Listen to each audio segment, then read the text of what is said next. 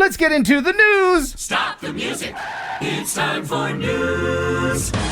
Heading into the drone newsosphere with our very own newsman, Jeff Sills. What's happening, buddy? Well, we have breaking news from Vic Moss. Oh, yes, Vic Moss. Senator Lee is up to no good once again. Mr. Moss, welcome to TNL News. Why, thank you very much for inviting me on again today. What has got your feathers ruffled? What has Senator Lee done? That's feathers ruffled. That's a good way to put that. Senator Lee has been an opponent, let's say that, of drones now for quite a while. And he has proposed a drone federalism act. That's a hard word to say in the morning before it's up. Yeah. It's been roundly defeated every single time. So what he's done is he's used the congressional back door by adding it as an amendment to the budgetary process today and or tomorrow. Depends on when they're going to do that. So we need to mobilize and make sure that our state senators, our U.S. senators from our states, vote down. It needs to go away. He's trying to sneak this in? Yes, he is. Yes, he is. Now, it's parliamentary. He's allowed. So, kudos for him for finding a back door. But what this will do is it will give states and cities and tribal entities and counties the right to control the first 200 feet of the NAS. Oh, my God. Kill us. That would kill us. So we need to get on it now. So who, other than you at the Drone Advisory Committee, is on our side, and how do we stop it? Well, what we need to make sure is that this isn't a Drone Advisory Committee thing, because I can't talk on their behalf. Right. The Drone Service Provider Alliance, yes. But we've got all kinds of different trade groups also reaching out. I'm assuming AMA is at this point. I'm hoping AMA is at this point. I have not had a chance to reach out to them yet, but it's being published by a few different places. And I think I put it on about 15 different Facebook groups this morning. So okay, we're mobilizing, but we need to mobilize fast and we need to mobilize hard. How much time do we have, and how can our enraged viewers help? You can funnel your enragement by reaching out nicely and professionally to your state. You're the senator from your state. So we all have two. So find out who that is. I'll send you a link you can put below, and reach out to them, email them, call them, and say, please vote no on the on Senator Lee's amendment, the drone federalism amendment into the budgetary process. And it might be happening tonight. So oh wow, last minute notice. Yeah, they always try to do that when they sneak stuff in. They do it last minute so that you don't have a lot of time to prepare or even defend. Exactly. And there is a lot of industry pushback by everybody except AirMap. And then we're going to, it'll work. We're hoping it'll work in time. So that's fingers crossed on that, but definitely get on there and do that as quick as you can. Got to wonder how AirMap stock is right about now, right? They keep tripping up. How likely is this to pass? It depends on how, gosh, that's a good question. One I haven't had time to think about yet today. It depends on whether or not our senators actually take time to read the amendments before they vote. It really boils down to that. And part of it is that Senator Lee has put in there that, hey, you can't raise taxes by doing this. So there's that nice little nugget in there for people who are budgetarily conscious. But that also expires in either 2025 or 2030. So, if this passes, all those legislators, state and local legislators, got their little Google calendars out and say, okay, in 2019, in that session, we're going to propose raising taxes and or landing fees, since we have the permission to do that now. So we got to fight it. We got to fight it hard, and we got to fight it nicely. So yeah, remember, honey, you get more. What is it? You get more flies with honey than vinegar. I mean, you still end up with flies, but still. I had my flaming bag of poop ready to go. Awesome, but don't use it. No, not yet. Let's be professional. All right, you let me know when the poop comes in. We will. I'll send it off. Thank you very much, Mr. Moss, Vic Moss, for being on, letting us know about this. Thank you, sir. Oh, thanks for inviting me, and y'all do your job out there. All right. Well, that's some good info. Hopefully that won't pass. That's terrible. Well, and it takes all of us, so make sure you reach out to your senators and let them know that they need to kibosh that thing. Yeah, there's more info in the links in the description. All right, so next we have some very impressive footage of a mountain biker and a dog descending a Lorax trail This is from a YouTube channel called Richie Rich and the Mission BC subreddit. Yeah, keep your eye on the dog. There's so much talent in this. There's the biker, there's the FPV pilot, and then the dog. Where is Bear Mountain? Jeff? That's a good question. I don't know where Bear Mountain is. Let me ask my newsman. Yeah. Oh, wait. I guess Amazing flying right there. Look at that. Yeah, what really caught me off guard the first time I saw this video was trying to pick the path, trying to imagine I was the pilot and pick the path through the trees. And there's times that he made moves that I would never have made, and I was just blown away by the effect. So, I know nothing about FPV, but what's the range on something like that? I mean, I was trying to think that out for myself. I think the dude is at the bottom of the hill. Would have to be at the bottom of the hill just to get the coverage. And by the way, Bear Mountain's in New York, people are telling me. Huh. Or wherever Jeff is. You big old bear. This is the reason why we have, a loyal following of people that can help us with these questions. Yeah, they can answer any questions. For instance, sure. What's the atomic weight of barium? I'm sure somebody will find out and let us know. Yeah. That's wonderful. Thank you. Great video. Yeah. All right. So next we have a new program that's going on in the UK where they're actually using ex-fighter pilots and training them to fly civilian drones. Are these former fighter pilots or are these pilots of the X? No, these would be former fighter pilots. I got you. What is that thing, Jeff? Yeah, so this particular drone is the Rainbow 1. It's a beyond visual line of sight drone. It's being used by the UK NHS. So this would be delivering, medical supplies, etc. It is qualified for beyond visual line of sight flights, and that's one of the reasons why using ex-Army Air Corps helicopter pilots and Royal Navy pilots and RAF pilots is beneficial to this. And their experience with flying and stuff like that pays off immensely as part of this product, especially due to the long distances that these things can fly. So I have a couple answers for the atomic weight of barium. Tento says it's 137.327. I think that might be your social security number, Tentos. And D&D aerial view says 56. So now we have to ask, who. Alexa, what is the atomic weight of barium? Barium's atomic mass is 137.327 unified atomic mass units. Okay, so Tentos was correct. Nice. Yeah. All right. See, I just would have used the default answer of 42, but that's just me. Is that the default answer? The default answer is 42 because that's the meaning of life, love, and oh, Lord, you're such a dork.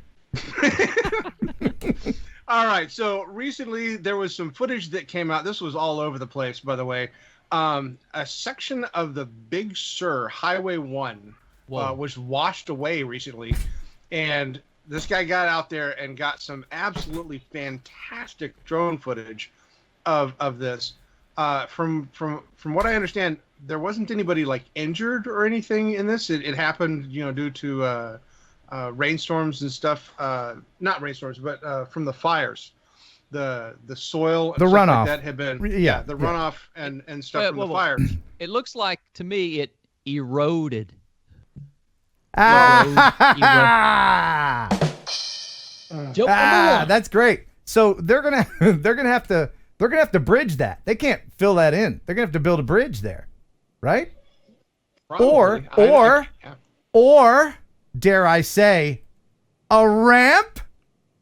Huh? We can jump that thing. This guy can anyway.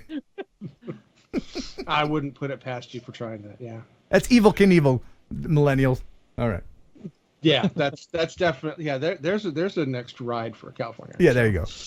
All right. And yet again, we have another video of surfers and sharks. Oh my. Bondi Beach late yesterday, a surfer and shark tracked towards each other just beyond the break. But then this happened. The surfer jumps into the water right above the 2-metre predator. Seemed to hop off his board right on top of a shark. And I jumped a little bit, I did wince. Happily, it darted off, startled, passing other surfers as it moved on. The remarkable video taken by drone photographer Toby Nicol. But who the surfer was and whether he even realised his close call is a mystery. I would love to speak to him, it'd be great, and just have a chat and just see if he knew it was a shark that he stepped on. Experts say the shark appears to be a grey nurse, an endangered species in New South Wales and protected by law. And they're a very placid animal, so to see one move away when a swimmer hops in the water is not a surprise. And rather than cause for alarm, it's a good news story. We are so lucky in Sydney to have such an array of marine life on our doorstep. Shark attacks off Bondi are extremely rare. The last non-fatal one was 12 years ago. If it's any comfort, you're 300 times more likely to drown than be taken by a shark here. Are all the women in Australia hot? Are they all supermodels? What was up with that? What was up with that? Oh, I tell you, that Sheila, she had it going on, mate. Incidentally, speaking of Australia, we're going to have our buddy Greg Coonert on later on to talk with us for a minute or two. Yeah. And he'll confirm or deny the fact that everybody is an Amazonian hottie there down under. Yeah. All right. By the way, the ladies here in the United States put on their makeup this way. In Australia, they put it on that way. Really? No. Stupid. Back to you in the newsroom. Wow. Okay. Yeah. So out of North Texas, Bell Textron, or my favorite guys, Bell Helicopter, demonstrated recently their autonomous pod transport. This is a cargo drone. And this was a flight that they did to, I guess, proof of concept demonstration. And it was the Alliance Texas Mobility Innovation Zone is the location, is a region where they have set up to allow for testing. And this thing is huge. This is not a small drone in any means. No, it's the size of a compact car. Yes. So what concept are they trying to prove? That they can crush residents with it? This is for a heavy lift. This is for being able to move things that packages that are over 5 pounds. Whoa. That looks like it quite could possibly lift a toddler. Yeah, or a few. It could lift a daycare center. Yeah, that's the daycare center right there. It would depend on how you pack the toddlers in. If you did it like cordwood, maybe not. But if you did it like tuna, pack them in there. I would have loved to have been there when they flew this. Good Lord, tuna. It's freaking loud and dangerous. Awesome. Well, and that's the thing. They flew this thing near I-35 West in Fort Worth, and it was transitioned out of Class D and Class G airspace. I mean, that area there, Carswell Air Force Base, DFW, you have a bunch of airfields there. That's a very tight area to be flying that thing around. Something that large. I'm impressed that they even got clearance to do it. So yeah, there were houses right there. If that got out of control, that's through somebody's roof. Oh yeah. Yeah. All right, so we got some really awesome footage recently from Wood River Power Plant demolition. On February 1st, the old Dynegy power plant, the main building, was demolished, and they got some great footage of this. Oh, cool. Oh. Oof. I love that. Yeah. That is cool. The best way to film demolitions, though, is with an FPV drone. And I got permission to share this. This is truly amazing. This is from Sergey Balash Drone Adventures. This is just a little clip of it. If you want to see the full thing, there's a link in the description, but look at this. Every second you're risking your drone being lost. That is some skill flying there, man. Do you know I flew a Cinewhoop underneath a backhoe a couple weeks ago, and it was a bright sunny day, and I landed in the bucket by accident, and it had water in it, and it destroyed it. I'm laughing now, but I was crying then. The only water anywhere, and I landed right in the damn bucket. Look at this. That guy's good.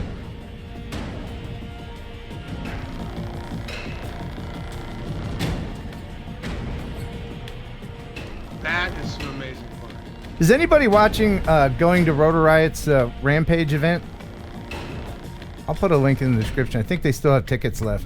I might go out there for a day. I've never been to one. Apparently, it's a big deal in the FPV community. Yeah. Jeff, do you have any interest in FPV at all? Well, I got like the tiny whoop thing, and I flew it around for a little bit with the one battery that I had, so Yeah. I got to enjoy all 3.5 minutes of the flight. But I'll have to say I'm more of a cinematography pilot. I like my DJIs. Okay. I tell you, risking it for the biscuit. I know, but I'm old and slow, so there you go. Risking look. it for the biscuit. Yeah, look at that. Never heard that. He set the quad down on the roof until the roof started falling and then took off. That's brilliant. I'm just as impressed by that crane, by the pinchers on that thing. Yeah, that's pretty badass. Yeah, the saying is "risk it for the biscuit." Actually, you never heard that? No. No, that's the one on me. And this helps too. Hey, y'all, you gotta risk it for the biscuit.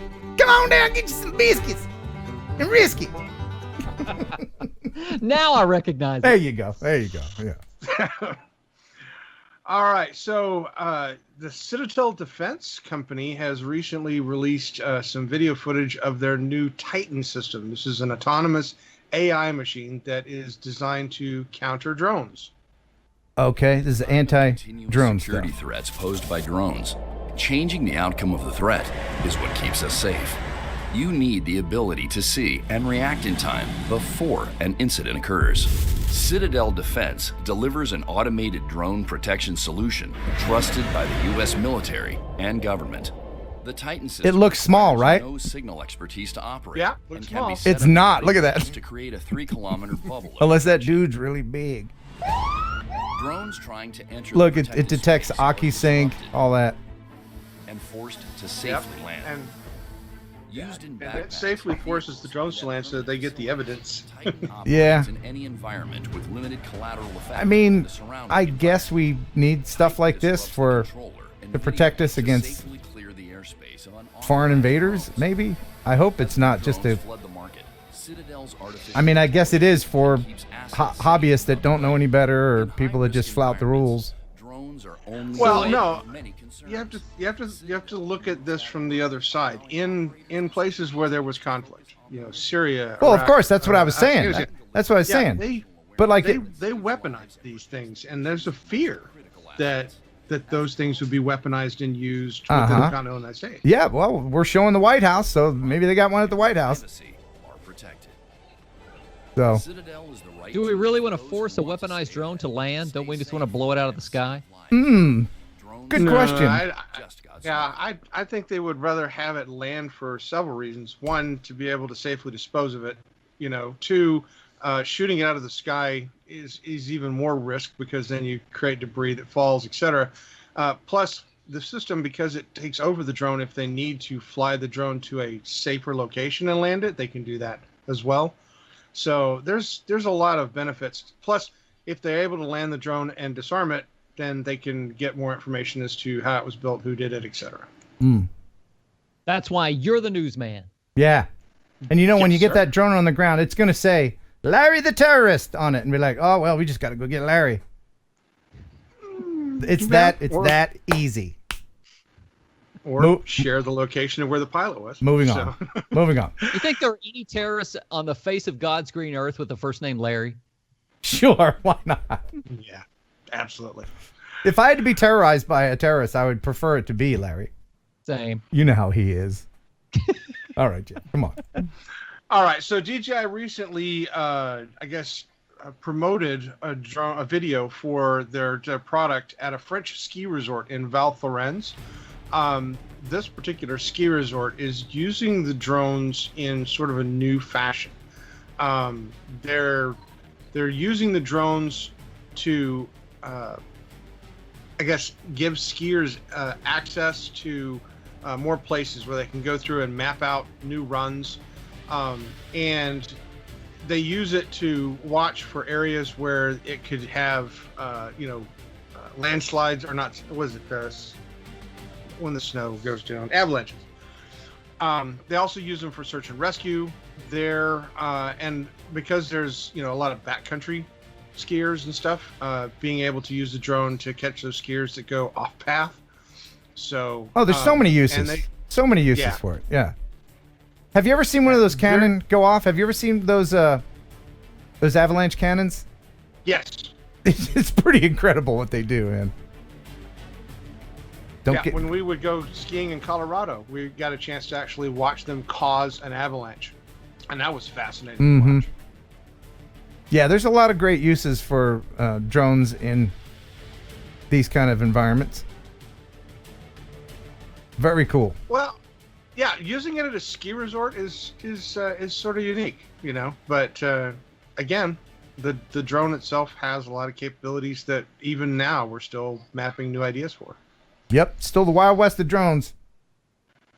All right, so one place we don't normally get a lot of FPV from is by the way, Iraq. Jeff. By the way, Jeff, you're freezing a lot. Yeah. Are you using the cord? Are you using your Ethernet cord and not just the? Okay. I have the Ethernet cord on. I live in a remote area and I have crappy internet. Okay. Are any of your children streaming right now? Don't you put the kibosh on there? Probably every single one of them. Thank you very much. Don't you tell them not to for the 20 minutes that we do this? Yes. And they listen to you. They say, "Oh, course. that's all right, Dad. We appreciate what you need to do there, and we're gonna help you out because we're family and we care about you and your show and what you need." They listen in the exact same way that you listened to your mom and dad when you were growing up, kid. I'm sorry, what? Never mind. Back to you. So, besides my crappy internet, we have this pilot spotlight, which is a liquid FPV from Erbil, Iraq. Oh my goodness, Iraq is beautiful. I will tell you, as you're watching this, try not to think about all the rules that he would be breaking if he was flying in the United States or any other country. Okay? So far, so good, I think. He flew it over a few people. Iraqi pigeons. Think they taste the same? So here we go. All right. I'm good. Yeah, all right. We're over people again. Yeah. Okay. Through the water. Yes. Yes. That is awesome. Whatever you do, don't fly in over the road, over a car, over people. Okay. Now the hell with that. Watch how close. Watch this. Watch this. No. Yeah. Okay, we'll just... Hello, sir. Oh. Oh, man. Wow. That is so hinky. I wonder where he is sitting. Oh, we'll just go across the street into this other place. In prison. Yeah, right? I mean, he's a great pilot. Yeah. But, yeah, we'll just fly over the cars again. Ah, the hell with it. So we went upstairs. Is that music from Epidemic Sound? It is. Wow. It actually is. No, what's he doing here? It's just... What? Isn't that nutty? So the I'm gonna give credit where credit's due. The guy's name is Matten Hammerhorn. Yeah. And he's flying a custom Beta FPV 85X. Okay. With a TPU mount and a GoPro Hero 6. Very good. Now the governing body for the airspace of Iraq is the EASA, I believe. Okay. You can correct me in the chat if I'm wrong, but I looked online here. So it says down here, I don't know if you guys can see this. Due to the hazardous security situation with the presence of terrorist organizations and ongoing military operations, there is a risk of both intentional targeting and misidentification of civil aircraft. So he risked it for the biscuit. Oh, so that's what that means. That's it. Yeah. I mean, he risked losing his drone, to someone's face and getting it shot down by the military or EASA. But yeah, anyway, that was really cool. All right, so next we have footage from Marine Corps Sergeant Matthew Callahan, who is a combat camera trooper deployed in support of Operation Inherent Resolve in Syria and Iraq. And in May and June, he decided to document the fire missions of the Marines against ISIS by some very unique footage of this M77A2 Howitzer and its crew. Pay special attention to the ground and the dirt around him when this thing goes off. Watch it fly. Watch the percussion. It's such a thud. And of course, that blast wave is also hitting the drone too whenever he goes around the front. Oh yeah.